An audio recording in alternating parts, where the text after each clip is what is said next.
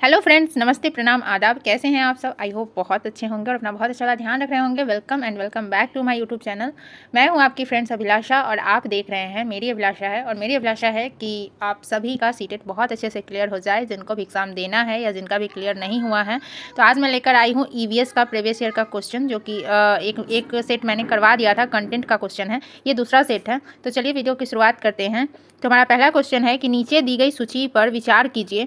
झील, झरना, तालाब, पहाड़ी, नदी उपरोक्त सूची में से कौन सा इनमें से भिन्न है?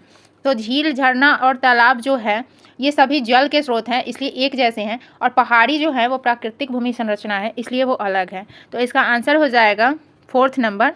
ठीक है, हम अपना नेक्स्ट क्वेश्चन देख लेते हैं। हमारा नेक्स्ट क्वेश्चन है कि नीचे दिए गए कथनों पर विचार कीजिए। गुजरात के लोग दाल के साथ चपाती खाते हैं और दाल में शक्कर डालते हैं। तो ये बिल्कुल सही है, गुजरात के लोग दाल के साथ चपाती खाते हैं।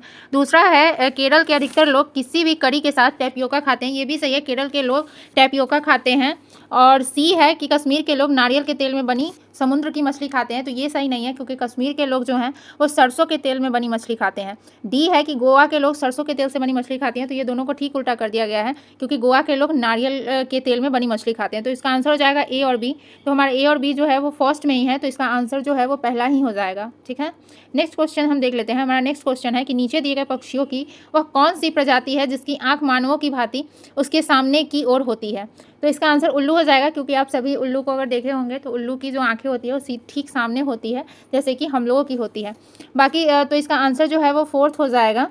एंड दार्जिन चिड़िया अपने चोंच से पत्तों को सिलकर अपना घर बनाती है। उसके लिए दार्जिन चिड़िया यानी कि टेलर जैसे सिलाई करते हैं, इसीलिए इसका नाम दार्जिन चिड़िया पड़ा हुआ है।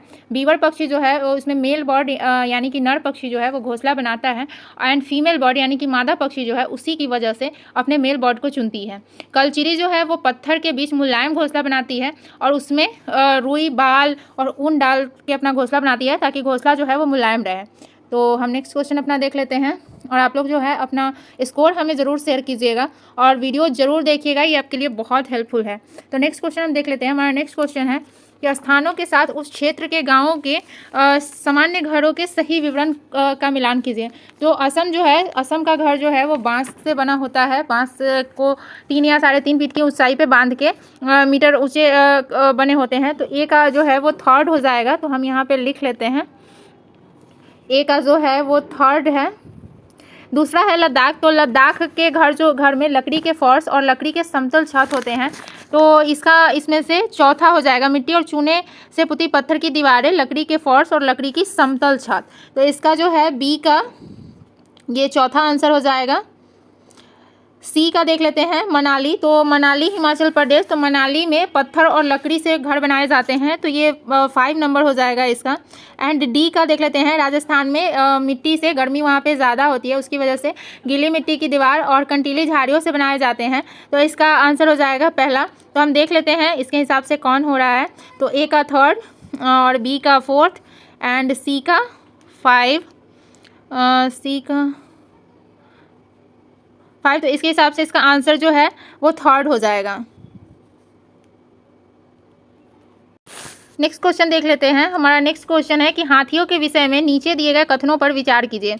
पहला है हाथी एक साथ समूह जिसे झुंड कहते हैं में रहते हैं। तो बिल्कुल सही बात है कि हाथियों के कुछ हाथियों जो एक साथ रहते हैं उसको झुंड कहा जाता है। बी है कि हाथियों के झुंड में केवल हथनियाँ और बच्चे ही रहते हैं। तो ये भी सही है कि केवल हथनियाँ और बच्चे होते हैं, उसमें मेल हाथी नहीं रहते हैं, मतलब हाथी नहीं रहते हैं, हथनियाँ और जो छोटे छोटे बच्चे होते हैं वे रहते हैं। सी है कि हाथियों के झुंड में कितनी भी हथनियाँ अपने बच्चों के साथ रह सकती है। तो ये गलत है, क्योंकि झुंड में कम से कम 14 या 15 हाथी के हथनियाँ और हाथी के बच्चे रह सकते हैं, उससे ज़्यादा नहीं रह सकते हैं। डी है कि हाथी 4 से 5 वर्ष की आयु होने तक ही झुंड में रहते हैं, इसके पश्चात वो अपने झुंड छोड़कर हाथियों के झुंड में सम्मिलित हो जाते हैं। तो ये 4-5 वर्ष तक नहीं, बल्कि 10-15 वर्ष तक साथ में रहते हैं। तो इसका आंसर जो है वो ए और बी होगा। तो ए और बी जो है वो 3rd नंबर पे है। तो इसका आंसर ये 3rd हो जाएगा।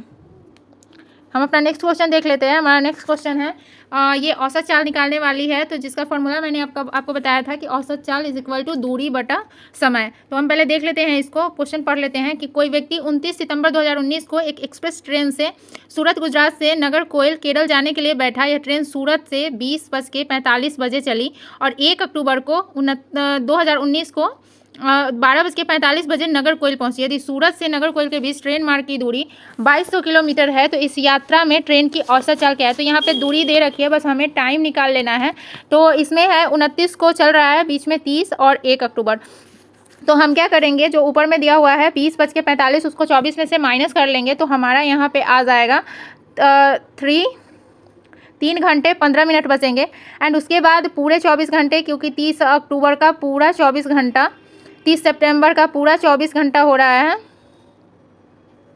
उसके बाद 1 अक्टूबर को 12:45 पे पहुंच रहे हैं। तो 12:45 जब इसको हम ऐड करते हैं, जब हम इसको ऐड करेंगे तो ये पूरा 40 आएगा, यानी कि 40 घंटे लगे हैं। तो जब हम 2200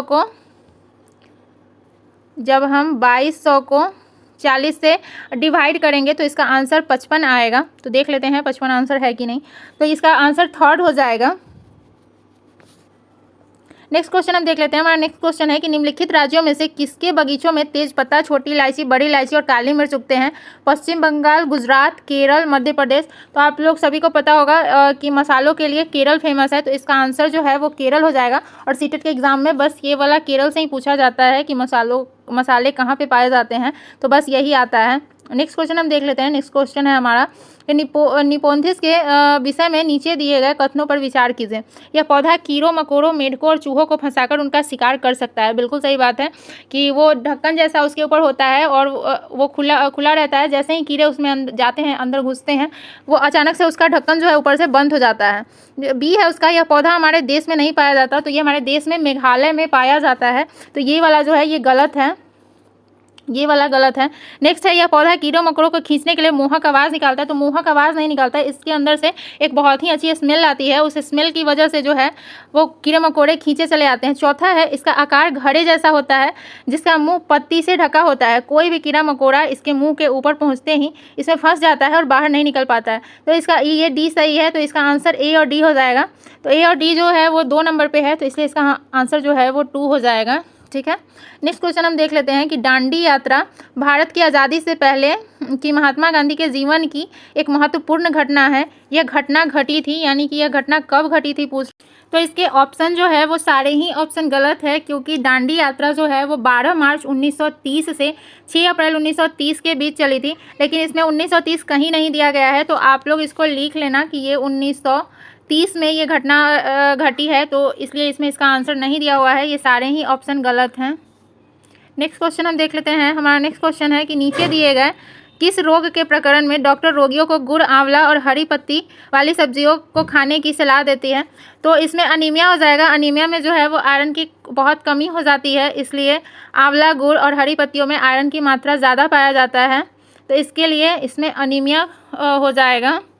इसका आंसर ये 2nd हो जाएगा। हम अपना नेक्स्ट क्वेश्चन देख लेते हैं। हमारा नेक्स्ट क्वेश्चन है कि माउंट एवरेस्ट के विषय में निम्नलिखित कथनों पर विचार कीजिए। तो इसके ऑप्शंस है, पहला कि यह हमारे देश का भाग है, तो ये हमारे देश का भाग नहीं है, ये नेपाल में पाया जाता है। दूसरा है कि इसकी चोटी की ऊंचाई 8900 मीटर है, तो ये सही है, इसकी चोटी की ऊंचाई 8900 मीटर है। इसका तीसरा ऑप्शन है कि बछेंद्री पाल इस पर्वत की चोटी पर कदम रखने वाली भारत की पहली महिला बन गई, तो ये सही है कि वो पहली महिला थी जो माउंट एवरेस्ट पे चढ़ी थी। इसका डी ऑप्शन है कि इस पर्वत की चोटी पर हमारे देश का राष्ट्रीय ध्वज सर्वप्रथम 23 मई 1994 की दोपहर को गाड़ा गया था। तो ये सही नहीं है, क्योंकि ये जो पर्वत पे जो चढ़ी थी वो 23 मई 1984 को चढ़ी थी, 1994 को नहीं चढ़ी थी। तो इसलिए डी इसका आंसर गलत होगा। इसका बी और सी होगा।